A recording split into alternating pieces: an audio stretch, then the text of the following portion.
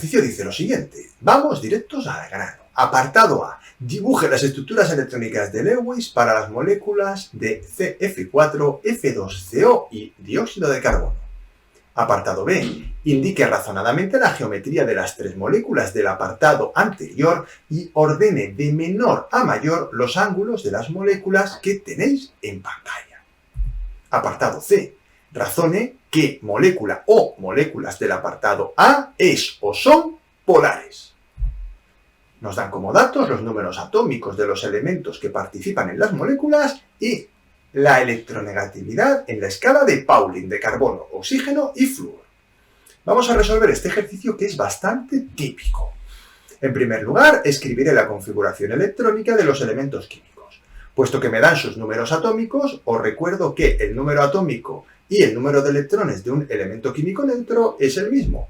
De manera que ahí del tirón coloco carbono, oxígeno y flúor con sus correspondientes configuraciones electrónicas. Para el carbono, 1s2, 2s2, 2p2. Recordamos que eso implica que tiene 4 electrones de valencia. El oxígeno, 1s2, 2s2, 2p4, tiene 6 electrones de valencia. Y el flúor, 1s2, 2s2, 2p5, tiene 7 electrones de valencia.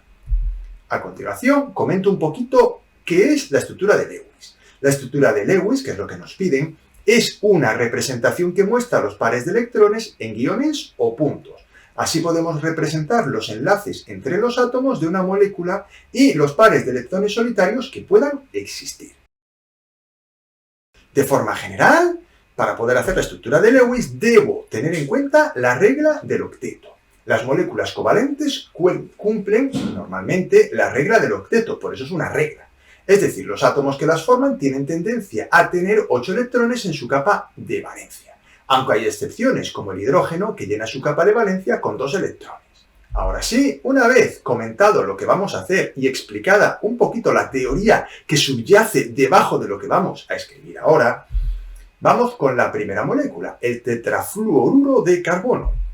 En este caso, el carbono es el átomo central, y como necesita compartir 4 electrones para completar la capa de valencia, lo hace con los átomos de flúor.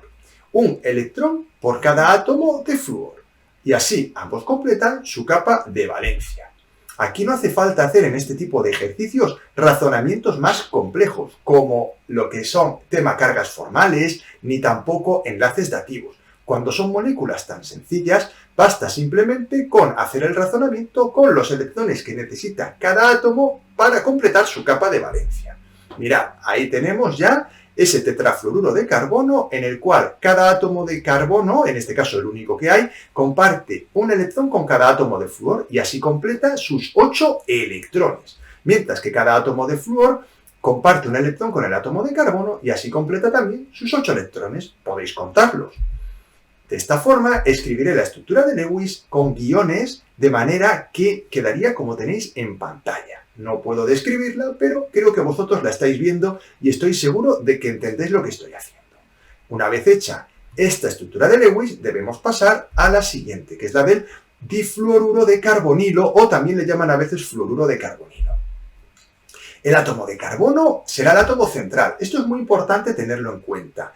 Cuando estamos trabajando con compuestos basados en carbono, lo normal es que el carbono sea el átomo central. Y digo esto porque puede haber personas que tengan dudas acerca de cuál debe ser el orden en el cual debemos disponer en el espacio cada uno de los átomos. Mirad, recordamos que como el átomo de carbono necesita 4 electrones para llenar la capa de valencia, compartirá 2 con el oxígeno, ya que el oxígeno necesita 2, y otros 2 con los 2 átomos de flúor. Fácil y sencillo. De nuevo, no hay que hacer razonamientos complicados, ni con cargas formales, ni con enlaces dativos. En este caso, mirad cómo quedaría. Ahí está la molécula con cada uno de los átomos de un color, para que quede más clarito. Espero que os ayude a entender cómo vamos haciendo esto. Yo os recomiendo que lo intentéis vosotros, porque las estructuras de Lewis, una forma muy típica de aprenderlas es mediante ensayo-error. Ensayo-error. Teniendo en cuenta que siempre que hagamos una estructura de Lewis debe cumplir la regla del octeto. Fijaos que en este caso también lo cumple. Si hacéis una estructura de Lewis y no cumple la regla del octeto es que vais mal. Continuamos con la última de las moléculas, el dióxido de carbono. Esta es un clásico. El átomo de carbono es el átomo central. De nuevo, al igual que antes, el átomo de carbono requiere de 4 electrones para completar su capa de valencia y cada uno de los 2 oxígenos requiere 2, con lo cual la cosa va a ir bastante fluida y como veis, ahí tenéis la estructura de Lewis del dióxido de carbono. Anteriormente, el fluoruro de carbonilo tenía un doble enlace carbono-oxígeno. Bueno, pues en el dióxido de carbono tenemos 2 dobles enlaces carbono-oxígeno. Vamos a escribirlo y ahí tendríamos la estructura de Lewis completa. Y ya habríamos terminado el apartado A, donde no hace falta complicarse mucho la vida, ya que los compuestos son bastante simples. Y ahora continuamos con el apartado B. En el apartado B nos piden que razonemos la geometría de las 3 moléculas del apartado anterior. Y además nos piden luego que hagamos una ordenación de los ángulos que nos ponen ahí en pantalla. Vamos a la primera parte. Tetrafluoruro de carbono. Bueno, en el caso del tetrafluoruro de carbono, según la teoría de repulsión de pares de electrones de la capa de valencia, y dado que no hay pares solitarios en el átomo central, la disposición adoptada por los 4 pares de electrones del carbono sería tetraédrica. Por ello, la geometría del tetrafluoruro de carbono es tetraédrica y el ángulo aproximado del enlace es de 109 grados. A continuación, os hago un pequeño dibujito que es conveniente que hagáis también el día del examen. Os recuerdo que, aunque no lo he escrito, la teoría de repulsión de pares de electrones de la capa de valencia nos dice que los pares de electrones del átomo se disponen de forma que se minimicen las repulsiones entre ellos. Claro, si yo tengo 4 pares de electrones, esa forma es la de un tetraedro. Pero claro, no siempre va a ser así, porque ahora vamos con el fluoruro de carbonilo, que, cuidado, va a tener otra geometría. ¿Por qué? Porque los dobles enlaces cuentan como una única nube electrónica en esta teoría. Y diremos, en este caso, que debido a que hay 3 nubes electrónicas alrededor del átomo central, estas adoptan una disposición triangular plana. Disposición que minimiza la repulsión, como dice la teoría. Por ello, la geometría molecular es triangular plana y el ángulo de enlace aproximado es 120 grados. Ahí tenéis la molécula con su geometría triangular plana. Vamos a rematar con el dióxido de carbono. En este caso, el dióxido de carbono, debido a que hay 2 nubes electrónicas alrededor del átomo central, estas adoptarán una disposición lineal, disposición que minimiza la repulsión. Por ello, la geometría molecular es lineal y el ángulo de enlace es 180 grados. Tened en cuenta que yo he utilizado la teoría de repulsión de pares de electrones de la capa de valencia para justificar la geometría. Podríais haber utilizado la teoría de la hibridación.